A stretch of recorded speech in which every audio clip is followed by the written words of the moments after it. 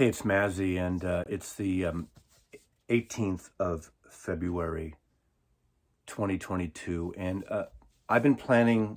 I actually have a pile stacked up over the weekend. I was going to work on a Procol Harum ranking video this week. I've done features showcasing my collection about 3 years ago. I did just a flip through and showed the albums. And I'm a huge fan of Procol Harum. I recently included 3 of their records in a sort of a contest submission about 3 prog albums. Now, Procol Harum is not just prog, and they're not only prog. And some would even say maybe they're not prog. But I've changed this up, and this is more of an impromptu overview of Procol Harum, because today it was announced that their lead vocalist and piano player, and essentially the leader of the band that continued on with the Procol Harum name just until very recently, Gary Brooker, has passed. Born 1945, died in 2022. Procol Harum is one of my favorite UK bands from the 60s, 70s, and beyond. They started out, obviously, with A Wider Shade of Pale as a single. Came out in 1967. Their first album really didn't come out till the following year, and in America it came out in this form, originally electronically processed for stereo, which is not a good thing. So I'm going to go through my catalog fairly quickly, and just to showcase these amazing albums. Now they have somewhat of a spotted later output, but there was always some gems in every album. So I'm a huge fan. When this album came out in the UK and Europe, it came out, here's one form that I've showed before, the infamous Italian pink cover. It didn't have the single Wider Shade of Pale on it. This is one of the best copies you can get of this album. It's not a great high fidelity recorded album, but it is a gem of a record. And this is the Italian cover. I'm sure prices are even skyrocketing today to get this. My copy is a little noisy. I had 2 copies. I passed one on to a friend in the vinyl community here last year. But this is an amazing album. And of course, they added Wider Shade of Pale because it's, as I said in other previous videos, Wider Shade of Pale is the most popular played song in the United Kingdom, the history of the United Kingdom, based on radio plays, jukebox plays, streaming plays, and so on forever. It's one of those songs that we've heard so many times, been used in countless films, but it's a majestic recording, and I never tire of it. Matthew Fisher's great organ player, Keith Reed's great lyrics. Later on, not on that record, but B.J. Wilson, a fantastic drummer. So I'm not going to get down into it specifically into every little nuance of these albums. I'll just give you my quick opinion on it. This was a Record Store Day celebration, 50th anniversary, that has the double edition with some bonus tracks and outtakes. This was a Record Store Day, I guess 2017, which would have been a 50th. It's been reissued in America in various forms, including, which I consider not a great cover, later on with this surround, this mauve, kind of dark reddish, burnt reddish surround. And then my other versions, this is another, I think one of these was from the Coleman collection. This was from the Coleman collection. He had a promo copy, which is great, not for sale, and it comes with a poster in it. Procol Harum, great first album. This was the anniversary, 1967 to 2017, 50th anniversary of A Wider Shade of Pale. This is a 50th anniversary EP on white vinyl that has obviously the 50th anniversary stereo mix, including some other songs. Now, I was so lucky to go to this show with my buddy and his father. My buddy Danny Walker, his father was an attorney, and it was called the San Francisco International Pop Festival. Not many people know that this existed. This was 1968 in Alameda, California, at the Alameda Fairgrounds. And 2 days, we went to both days, and look at this lineup. I'm going to show you this lineup and read it really quickly. I saw these 2 when I was 14 years old in 1968. Mad River, Rejoice, Lee Michaels, Iron Butterfly, Johnny Rivers, Fraternity of Man. Remember, don't bogart that joint, my friend. Buddy Miles Express, Jose Feliciano, The Animals in 1968. Womb, MC Squared, The Loading Zone, Creedence Clearwater Revival, their first album had just come out. I saw Creedence that day. Canned Heat, Deep Purple, that's when Hush was on the charts. Procol Harum, of course, that's why I'm showing this in 1968. The Chambers Brothers and the Grassroots. And this was the thing they gave away. And of course, there was a little feature in every band. And this was their second album that was out by the time of this concert. That at the time, Shine On Brightly was my favorite album. So Shine On Brightly was the album that when I got 1968, I played every day for a month several times. I just fell in love with this album, and for years, this was my favorite Procol Harum album. Includes the epic on side 2, In Held 'Twas in I, which was a very prog-like ongoing masterpiece. Bits and pieces of the various authors of the band doing these amazing just job of putting it together in this epic. But of course, even the beginning, quite rightly so, Shine On Brightly, Skiff Softly. Gary Brooker was a great blue-eyed soul singer, an amazing vocalist, and really kind of added another level to this band. Their songs were not, except for Inhaled, maybe not as pretentious as what, in theory, what the prog bands later would be doing. They were progressive. They were progressive in a certain way of their psychedelic and R&B. They started as the Paramounts, an R&B band in the UK, and then changed to Procol Harum. Of course, on their first, 4 or 5 albums, they had the great Robin Trower on guitar, and I missed him when he left, but they carried on. They still have the voice of Gary Brooker to the very end. And Matthew Fisher on and off, and a lot of member changes into the 70s, a lot of personnel changes. But this is amongst my favorite albums by them. I do have the UK copy of, this actually was, this is the cover that came out of Shine On Brightly in the UK. Some prefer this cover, I prefer the American cover. This is a twofer that came out with Home. Home was the record after this. I quite like Home. It has Whiskey Train, which is a great rockin' song, Dead Man's Dream, Barnyard Story, Wailing Stories, which would later turn up a beautiful epic, but would turn up on their live Edmonton record. And right now, I think this is the only form on vinyl I have of Home, so I obviously need to remedy that at some point and get a copy all onto itself. The purist in me really wants that. And then and then I need to show, and again, I'm a little out of order here, it looks like, but this is probably my #1 album now. That took a while to grow on me because it's a grower. It starts out kind of slow, and the opening track of A Salty Dog is this beautiful epic, and I just cherish this album. This is an album you need to have patience with, but when you do, it's very rewarding. It has Pilgrims Progress, great music by Matthew Fisher with words again by Keith Reed.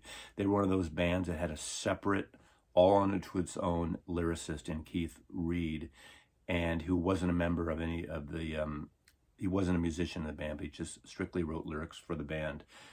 But there's also a song on here which to me stands on its own, and a lot of people don't really shout it out very much, and that is The Devil Came from Kansas. What a great rock and roll soulful number. In recent years, in the last decade, one of the rebirthing albums, I guess, of Yusef / Cat Stevens, where he uses his name Cat Stevens, again with Yusef, does an amazing cover of The Devil Came from Kansas. And it's a fantastic song on here. But there's some beautiful folk-like numbers, beautiful low-key numbers. And again, this is maybe their most mature record, where it's not just a rock and roll record, not a powerhouse, not pretentious. It's a gorgeous epic. And I would suggest, I mean, getting an original A&M with the brown label, they're so wonderful. But if you can find this 33 1/3 mobile fidelity version, it brings out the subtleties of this record, and it's such a gorgeous version of A Salty Dog. Then they would go on to do this more rock and roll record. Obviously, you can tell that Robin Trower was just bursting to try to get his songs out and his sound out. And of course, after this, I believe he leaves the band. I do have Home. Sorry, I'm out of order here. This is a UK press, so I'm good. I'm good with Home. See, I need to I didn't prepare this as much because I was piling it up to put them in order for my ranking video, which I'm not going to do now because of this and because of the passing of Gary Brooker. But Robin Trower would go on, obviously, do Bridge of Sighs and be an amazing solo artist unto himself. Very inspired by Jimi Hendrix, sometimes even sounds like Jimi Hendrix in his singing and playing, yet he is an original. I didn't gravitate to him and keep up with him over the years. I did see him once in a club, and as I like him, I miss him in this band. He was a great component, although they went through maybe not as iconic guitar players over the years, but really a great rock and roll sound. There's Keith Reid, the lyricist. He gets his own section here, but Power Failure, Broken Barricades, Playmate of the Mouth,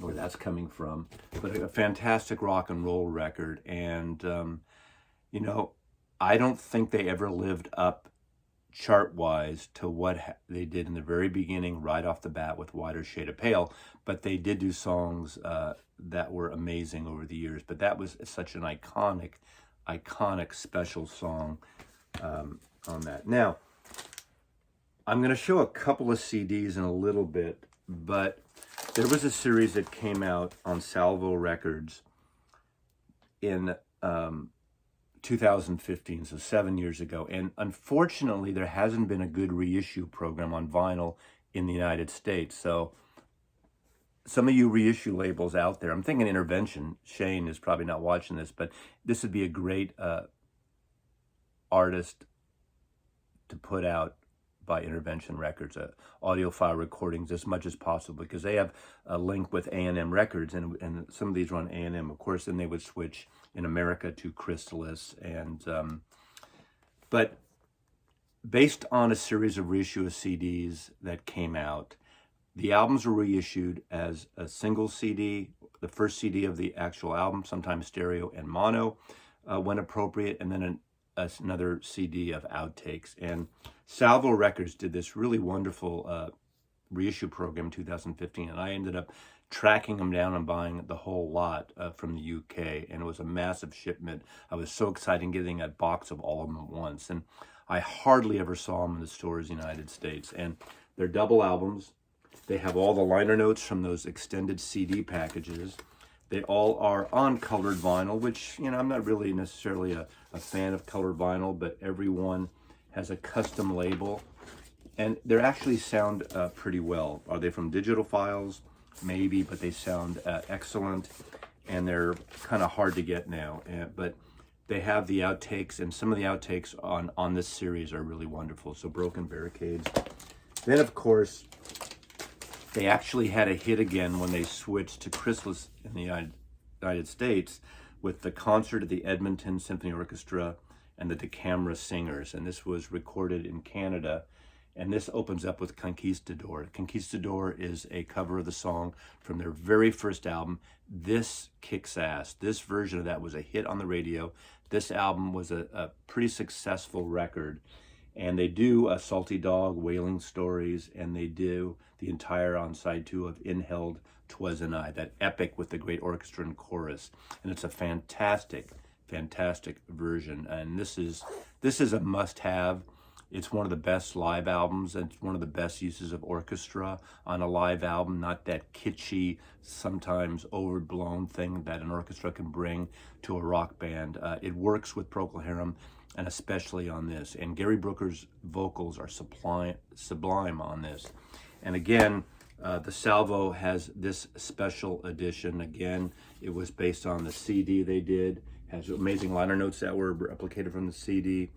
And on the second record, on side 3 and 4. Well, it breaks the album up, the original album, on 3 of the sides of this version. And side 4 has a B-side of Lescus Delph. It has Simple Sister, the rehearsal of Simple Sister, and it has a rehearsal version of Shine On Brightly.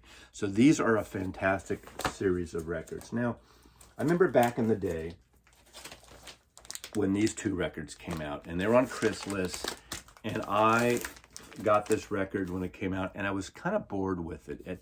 I kind of lost interest. The peak I had on Procol Harum several years before that dissipated when this came out. And this came out in 1973. For some reason, I was on to something else, and I didn't love this. But about 20 years ago, I got a copy of this again, and I rediscovered the beauty in this voice. Of course, Gary Brooker's voice to me is it's just so soothing and so intense without not being yelly and over the top, if that makes any sense. I just love his sound. But this album, Grand Hotel, is a gorgeous record. Again, it's, it almost seems like it would be thematic of Keith Reid's writing of this Grand Hotel and almost like a concept piece, which is not. But it's a beautiful record, and of course this is the expanded salvo version, which has the extended songs from the CD. It has a raw track version of Grand Hotel without all the epic, orchestration and vocals and bringing home the bacon as well. And there's some great rock and roll. There's some great thematic epic pieces on that. And there's in a way, Grand Hotel, that opening is a beautiful mood piece. And I just love this. And then it follows up with one of their most beautiful covers of this wonderful painting. And it's Exotic Birds and Fruit. And I see these 2 in a way as a companion piece. And I love these. Nothing But the Truth, Beyond the Pale. Again, another wonderful record. And then side D has bonus tracks, As Strong as Sansom. As Strong as Sansom, an alternate mix, is a really great tune. Just love that. Again, great liner notes. These are worth it for the liner notes alone. Again, if you can find the double CDs, if you're a CD person, I have those as well. It's really a wonderful expansion of the beauty of these 2 records. These 2 records, to me, fit together back to back. And they did okay in the U.S., but they just didn't break any new ground in terms of, the chart success. And it's really unfortunate. And Chris Thomas produced a lot of their records, who would go on to produce amazing records like by the Pretenders and other British bands. And he's really wonderful collaborator with Procol Harum here. Now again, Robin Trower's long gone by this point. This was a period of time. This is a promo record I got back in the day. They go to Warner Brothers Records, Something Magic. Not a huge fan of this, although there's some great tracks to reevaluate. I do have the expanded version. This is 1977. As I recall, this failed to do anything substantial, which is really unfortunate. But it whole different feel. And again, I got to shout out again, especially I forgot to mention during that live Edmonton record, the drumming on that by B.J. Wilson is sublime. It's in its front without being bombastic. It's flashy without being show-offy. It has a great sound, and the drums on Conquistador and the rest of the record, I think he's one of those drummers that doesn't get enough shout-outs. B.J. Wilson in Procol Harum wasn't on the first album, brought back from the Paramounts, the R&B band they had before, and he just, to me, held it together. And I think he's an essential part of that band that made it really, really special. Again, here is the expanded version of this. I've gotten into it a little more since the expanded version. When you get these expanded reissues over the years, you kind of revisit an album and you see the gems in it. Even though this doesn't hold up as a full album, I think it's interesting. One of their less successful albums. Now, Here's a problematic album in a way. Procol's Ninth. What's interesting about this, remember they started out as an R&B band. This is produced by Lieber and Stoller, Jerry Lieber and Mike Stoller, the rock and roll songwriters of the 50s and early 60s. And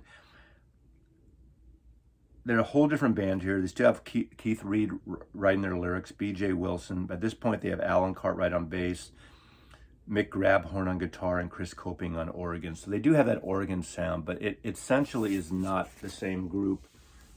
But in a way, like we talk about Fleetwood Mac with the changes, and there's a whole argument and a theory of when is a group not the original group. But to me, it's always about the vocals and the piano playing of Gary Brooker.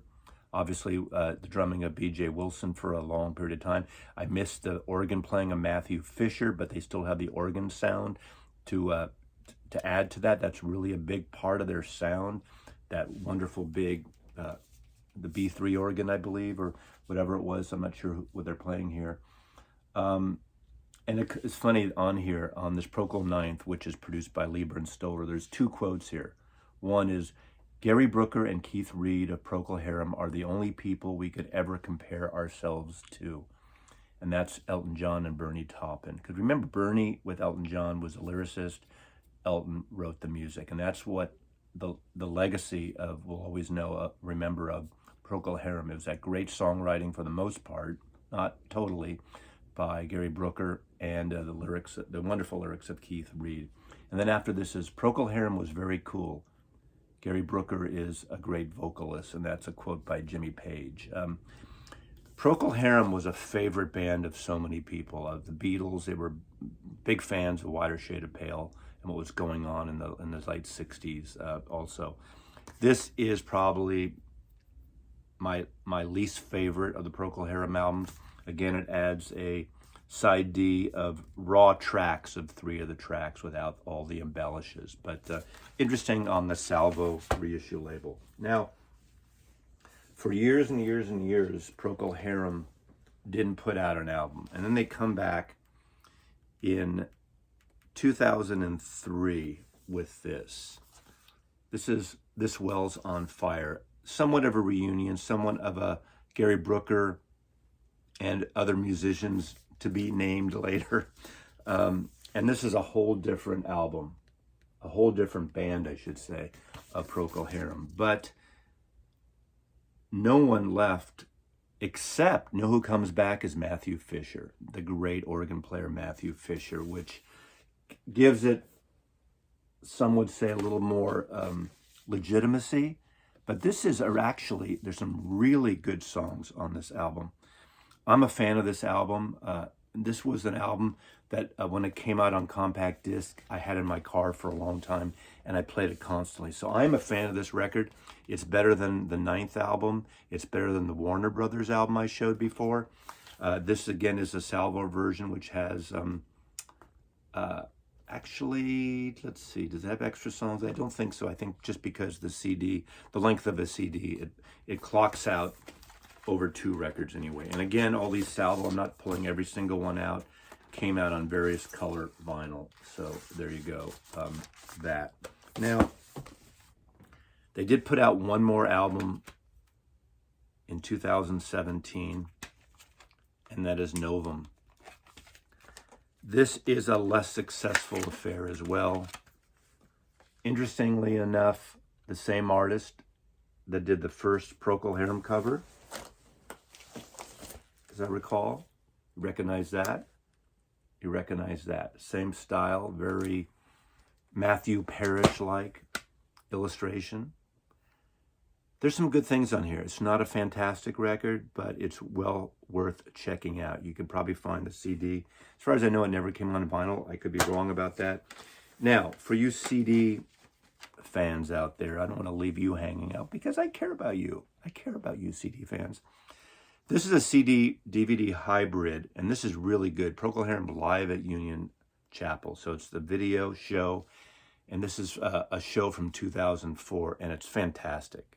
Beautiful event space, beautiful sound, great music as a live venue, and of course they do a lot of their hits on here, and it's and new songs from the Wells on Fire album at the time. Really good record here. Again, CD fans, there's a Classic Rocks and Rarities 2 CD comp.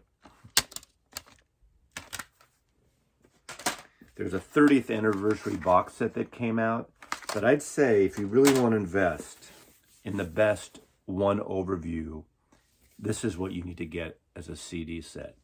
This is Procol Harum, Still There and Be More, an anthology, 1967 to 2017. This, in a way, is their official 50th anniversary, and this is the one to get in terms of a compact disc collector if you really want to dive into the band. And it's got the singles, the single mixes, most of the records. There's 5 CDs and 3 DVDs. It's got live versions of them on Beat Club, the great German show. It's got, there's great performances there. It's got In Concert at the Hippodrome. But it has everything you'd want and everything that represents this great band, as well as this wonderful 50th anniversary edition book. There is Gary Brooker. We're going to miss you. I did see Gary Brooker. The last time I saw him was at the Concert for George at the Royal Albert Hall 2 years after John passed, and that great, you can watch the film. Gary Brooker sings the George Harrison song, Old Brown Shoe. That's his contribution to the Concert for George. So I just wanted to give a shout out today to the great Gary Brooker. I'm not going to do a ranking video. You got my sense of what I like from Procol Harum. I advise you to check out any of these releases. You know that my shout outs are Shine On Brightly, A Salty Dog. The first album is good, and it's a good artifact, and it is a good record, but I wouldn't pick that first at Broken Barricades if you want a little more on the rock and roll side. And of course, if you're a CD fanatic, this is the one I would go to. Find this. I have no idea if it's in print or not, but Gary Brooker, 1945 to 2022. Rest in peace, Gary. You're a great vocalist and a great musician, a great artist. Mazzy loves you.